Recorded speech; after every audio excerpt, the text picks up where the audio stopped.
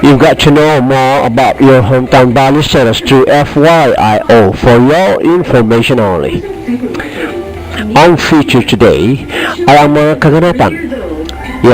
Fresh updates dito mismo sa ongoing project ng local government unit ng Ballesteros. Ito ang Development and Establishment of Ballesteros Sports Complex located dito sa dating athletic grounds ng bayan, ang Ridor.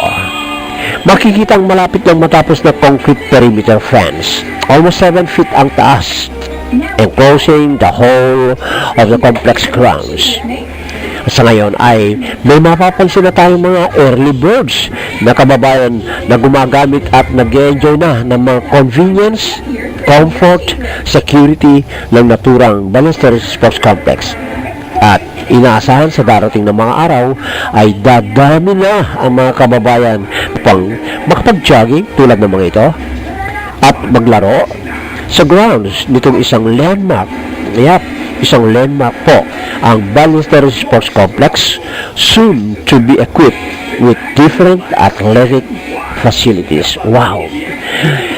This is a gift of LGU Ballesteros to the people of our hometown Ballesteros. So sa ngayon pa lang ay inaanyayahan na po natin ang ating mga kababayan para magsadya dito sa Ballesteros Sports Complex.